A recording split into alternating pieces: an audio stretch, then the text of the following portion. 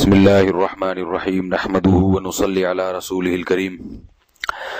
رسول اللہ صلی اللہ علیہ وسلم نے فرمایا کہ میری امت میں کچھ ایسے لوگ ہوں گے جو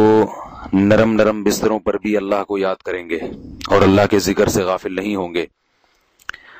اللہ تعالیٰ انہیں جنت کے اونچے اونچے درجات میں داخل فرمائیں گے۔ اس سے معلوم ہوا کہ رات کو نرم بستر پہ سونا برا عمل نہیں ہے، شریعت میں جائز ہے، اور ایسے نرم بستر پہ جب سونے کے لیے انسان لیٹتا ہے تو اسے نیند کا بہت غلبہ ہوتا ہے۔ تو اتنے غلبے کے باوجود، نیند کے باوجود، ایسے سکون کے باوجود وہ اللہ کو یاد رکھے سوتے وقت، تو اس کی شریعت میں بڑی ترغیب ہے، جیسے میں نے آپ کو حدیث بیان کی آپ کے سامنے۔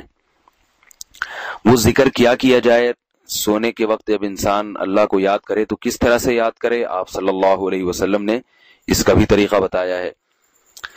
حضرت براء ابن عازب رضی اللہ عنہما سے روایت ہے کہ رسول اللہ صلی اللہ علیہ وسلم نے فرمایا کہ اے براء، جب تم سونے کے لیے بستر کی طرف جاؤ تو پہلے وضو کرو اور پھر دائیں کروٹ پہ لیٹو اور پھر یہ دعا پڑھو، اللہم اسلمت نفسی الیک وفوضت امری الیک والجأت ظہری الیک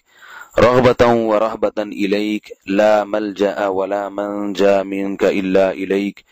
آمنت بکتابک الذی انزلت وبنبیک الذی ارسلت۔ اس کا ترجمہ بتا دیتا ہوں۔ اللہم اسلمت نفسی الیک، اے اللہ میں اپنے آپ کو تیرے سپرد کرتا ہوں، وفوضت امری الیک، اور اپنے تمام معاملات تیرے حوالے کرتا ہوں، وَأَلْجَأْتُ ظَهْرِي إِلَيْكَ، اور اپنے آپ کو تیری پناہ میں دیتا ہوں، رغبتاً ورہبتاً إِلَيْكَ، تیری طرف رغبت کرتے ہوئے اور تجھ سے ڈرتے ہوئے، یعنی تجھ سے امیدیں بھی ہیں مجھے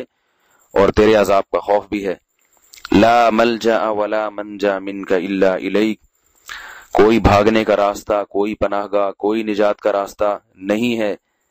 تجھ سے مگر تیری ہی طرف، یعنی تیرے عذاب سے بچ کے بھاگنا ممکن نہیں ہے، وہی بچ سکتا ہے جو تیری ہی پناہ میں آئے، تجھ سے بچنے کے لیے تجھی سے مدد مانگنی پڑے گی۔ آمنت بکتابک الذی انزلت، میں ایمان لاتا ہوں تیری اس کتاب پر جو تو نے نازل کی، وبنبیک الذی ارسلت، اور تیرے اس نبی پر جن کو تو نے مبعوث کیا، جنہیں تو نے بھیجا۔ تو حدیث میں آتا ہے کہ جس شخص نے یہ دعا پڑھی، آپ نے فرمایا حضرت برا سے، فَإِن مِتَّ مِتَّ عَلَى الْفِطْرَةِ، کہ اگر تم یہ دعا پڑھنے کے بعد سو گئے اور تمہاری موت واقع ہو گئی تو تمہاری موت فطرت پر ہوگی، یعنی اسلام اور اعمال صالحہ پر موت ہوگی تمہاری۔ اور آپ نے یہ بھی فرمایا وَاجْعَلْهُنَّ آخِرَ مَا تَقُولُ، سب سے آخری کلام تمہارا یہ کلمات ہونے چاہیے، یعنی اس کے بعد پھر کسی سے بات چیت نہ ہو، بالکل آخر میں یہ کلمات ہونے چاہیے۔ یہ حدیث بھی صحیح ہے، بخاری اور صحیح مسلم کی ہے، تو یہ الفاظ یاد کر لیں۔ یہ ریاض الصالحین کی صفحہ نمبر 430 پر یہ حدیث موجود ہے، بخاری اور مسلم میں بھی ہے، تو وہاں سے یاد کر لیں، یا جو میں نے ابھی ریکارڈنگ کی ہے یہاں سے یہ الفاظ یاد کر لیں۔ عربی میں اگر یاد نہیں ہوتے تو اردو ترجمہ یاد کر کے اردو میں پڑھ لیا کریں یہ الفاظ۔ جو برکت عربی میں ہے ظاہر ہے وہ تو عربی میں ہی ہے، لیکن اردو میں اگر آپ کر سکتے ہیں تو اردو میں بھی اللہ کی رحمت سے امید ہے وہ دعا مانگیں گے، دعا تو کسی بھی زبان میں ہو، تو یہ بھی اللہ کا ذکر ہے، یہ دعا ہے، رات کو اس کا معمول بنانا چاہیے، اپنے بچوں کو بھی سکھانا چاہیے۔ اس کے علاوہ اور بھی اذکار ہیں جن کی رسول اللہ صلی اللہ علیہ وسلم نے ترغیب دی ہے کہ بستر پر لیٹنے کے بعد سونے سے پہلے ان دعاؤں کا معمول بنانا چاہیے۔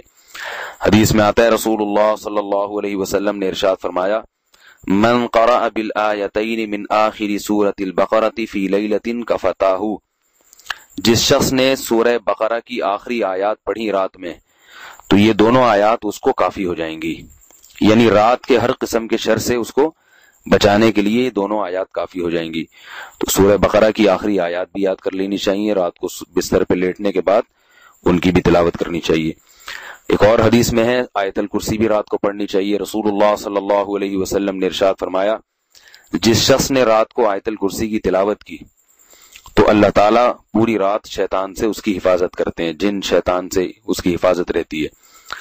اور حدیث میں آتا ہے کہ قرآن میں آیت الکرسی سے زیادہ عظیم آیت کوئی نہیں ہے۔ سورہ اخلاص تو سورت ہے نا پوری، آیت نہیں ہے، آیت ہے آیت الکرسی، ایک آیت ہے، تو آپ نے فرمایا سب سے عظیم آیت ہے، تو رات کو اس کا معمول بنانا چاہیے۔ اور ایک اور معمول رات کو سورہ فلق اور سورہ ناس۔ آپ صلی اللہ علیہ وسلم پر جب جادو کا اثر ہوا تھا تو اس کے بعد سے آپ صلی اللہ علیہ وسلم کا معمول رہا کہ آپ صلی اللہ علیہ وسلم رات کو سورہ فلق اور سورہ ناس کی تلاوت کرتے، سورہ فلق اور سورہ ناس پڑھتے،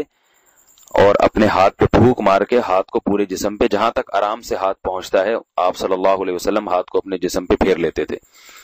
ایک دفعہ یہ عمل کیا، پھر دوسری دفعہ سورہ فلق سورہ ناس پڑھی، اور علماء نے لکھا ہے کہ یہاں سورہ فلق اور سورہ ناس بسم اللہ الرحمن الرحیم کے بغیر پڑھنی چاہیے، کیونکہ یہ بطور رقیہ ہے، بطور تلاوت نہیں ہے، یعنی تلاوت نہیں کر رہے ہیں ہم اس وقت، دم کر رہے ہیں، تو اس لیے بسم اللہ کے بغیر۔ آیت الکرسی بھی بسم اللہ کے بغیر، یہ سورہ فلق اور سورہ ناس بھی بسم اللہ کے بغیر، کیونکہ یہ بطور وظیفے کے پڑھی جا رہی ہیں یہ سب چیزیں۔ تو سورہ فلق سورہ ناس پڑھی، اس کے بعد ہاتھ پہ پھونک مار لی اور ہاتھ کو پورے جسم پہ پھیر لیا، پھر ایک اور دفعہ سورہ فلق سورہ ناس پڑھ کے ہاتھ پہ پھونک مارا، ہاتھ کو جسم پہ پھیر لیا، تیسری دفعہ یہ عمل کیا۔ اور گھروں میں جو خواتین ہیں ان کو چاہیے کہ بچوں کے ساتھ یہ عمل کریں، بچہ اگر خود پڑھ سکتا ہے تو خود پڑھے، چھوٹا بچہ ہے نہیں پڑھ سکتا تو مائیں ایسا کریں، اپنے ہاتھ پہ سورہ فلق سورہ ناس پڑھ کے پھونک ماری اور وہ ہاتھ ان کے جسم پہ پھیر دیا، تو اس سے انشاءاللہ رات کو ہر قسم کے جو شیاطینی اثرات ہوتے ہیں، نظر بد یا جنات یا جادو وغیرہ، ان سے انشاءاللہ ان کی حفاظت رہے گی۔ تو یہ عمل رات کو کرنا چاہیے، ہر مسلمان کو یہ دعائیں یاد کر لینی چاہیے، اور رات کو سونے سے پہلے یہ اعمال اور بھی ہیں حدیث میں، تو ظاہر حدیث کا مطلب یہ نہیں کہ سارے اعمال کرو، آپ صلی اللہ علیہ وسلم نے کسی صحابی کو ایک عمل بتایا، کسی کو دوسرا عمل بتایا، تو آپ یہ چند اعمال کر لیں، انشاءاللہ اگر ہم یہ کر لیتے ہیں تو ہمارا شمار بھی رات کو غافل لوگوں میں نکل جائے گا، غافل لوگوں سے ہم فہرست سے خارج ہو جائیں گے، اور انشاءاللہ اس حدیث کے مستحق ہوں گے جس میں آپ صلی اللہ علیہ وسلم نے فرمایا کہ میری امت کے کچھ لوگ ہیں جو نرم بستروں پر بھی اللہ کو یاد رکھیں گے سوتے وقت، اور نیند کا غلبے میں بھی یعنی اللہ کو یاد رکھیں گے، تو انشاءاللہ ہم بھی انہی لوگوں کی فہرست میں شامل ہو جائیں گے، اور ہمارا اختتام اچھا ہوگا۔ سوتے ہوئے انسان کی دن بھر کی روٹین کا اختتام ہو رہا ہوتا ہے، تو اختتام اچھے انداز سے ہوگا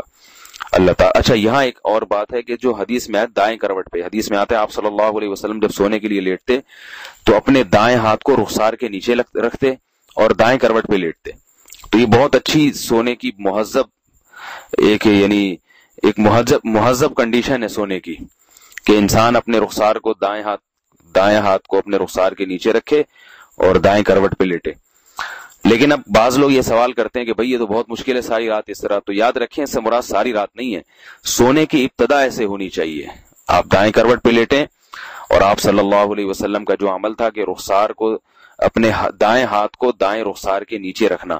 تو تھوڑی دیر کے لیے یہ عمل کر لیں، اس کے بعد چاہیں آپ کروٹ تبدیل کر لیں، اس سے کچھ نہیں ہوتا، ابتدا ایسے ہونی چاہیے۔ یہ ایک سنت طریقہ ہے، ثواب کا طریقہ ہے، اللہ تعالیٰ سمجھنے کی عمل کرنے کی توفیق عطا فرمائے۔